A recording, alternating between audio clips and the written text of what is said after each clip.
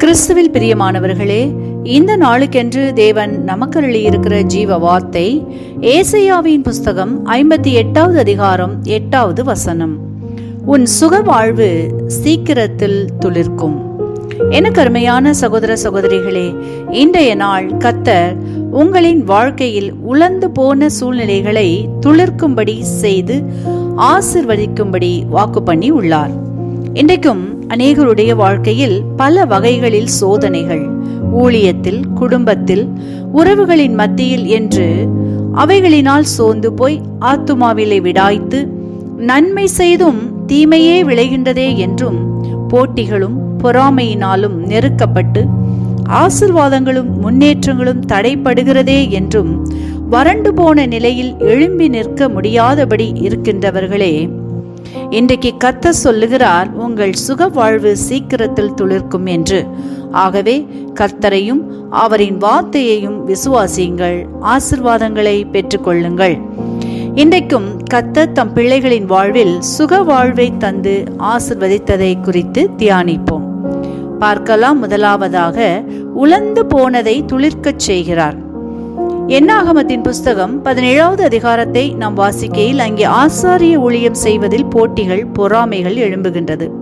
அப்பொழுது கர்த்தர் மோசேயிடம் ஒவ்வொருவரும் தங்கள் தங்கள் கையில் உள்ள கோலை ஆசரிப்பு கூடாரத்தில் வைக்க சொல்லி ஆலோசனை கொடுக்கிறார். யாருடைய கோல் துளிர் விடுகிறதோ அவரை தெரிந்து கொள்ளும்படி உத்தரவு இடுகிறார். அப்படியாக அங்கே உலர்ந்து போயிருந்த ஆரோனின் கோல் துளிர் விட்டது. அது மாத்திரமல்லாமல் அது பூ பூத்தது, காய் காய்த்தது, வாதுமை பழங்களை தந்தது என்று வாசித்தருகின்றோம்.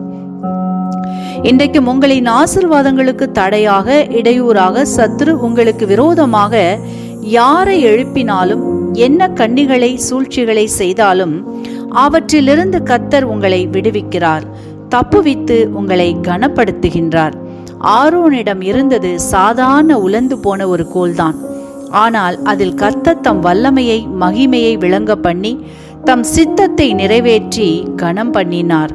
அப்படியாகவே இன்றைக்கு உங்களின் உலர்ந்து போன சூழ்நிலைகள் ஆகிய சரீர பலவீனத்தில், வியாதியில், பொருளாதாரத்தில், பணியிடங்களில், ஊழியத்தில், குடும்ப உறவுகளில், ஆசீர்வாதங்களில் துளிர்க்கச் செய்கிறார். துளிர்ப்பதோடு மாத்திரமல்ல, கனிதரும்படியாக மகிழ்ச்சியாய் இருக்கும்படியும் செய்கிறார்.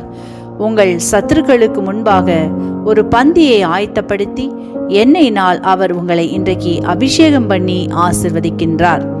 இரண்டாவதாக, மரித்து போனதை உயிர்ப்பிக்கின்றார். ஆதியாகமத்தின் புஸ்தகம் 18வது அதிகாரத்தை நாம் வாசிக்கையில் அங்கே சாராளை குறித்து பார்ப்போமானால், அவள் வயது சென்றவளாயும் ஸ்திரீகளுக்குள்ள வழிபாடுகள் நின்றவளாயும் காணப்படுகின்றாள். அப்பொழுது கர்த்தர் தூதன் மூலமாய் அவள் ஒரு குமாரனை பெறுவாள் என்று வாக்கு பண்ணுகிறார். ஈசாக்கை கொடுக்கிறார்.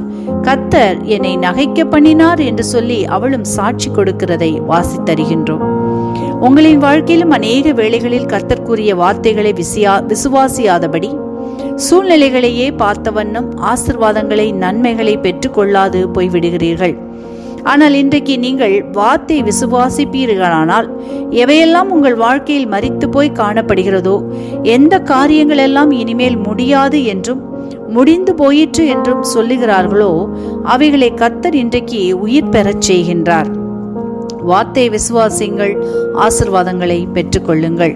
இன்றைக்கும் இந்த வார்த்தைகளை கேட்டுக்கொண்டிருக்கிற உங்களில் யாரேனும் உங்களின் பாவங்களுக்காக கல்வாரி சிலுவையில் மரித்த உயிர்த்த இயேசுவை அறியாமலும் விசுவாசியாமலும் இருப்பீர்களானால், இன்றைக்கு உங்களை ஒப்புக்கொடுங்கள், விசுவாசியுங்கள். அவர் உங்களை எல்லா பாவ சாபங்களிலிருந்து விடுவித்து நீங்கள் கடந்து போகிற கண்ணீரின் சூழ்நிலைகளை மாற்றி உங்களையும் ஆசிர்வதிப்பார், உங்கள் வாழ்க்கையும் துளிர்க்கச் செய்வார்.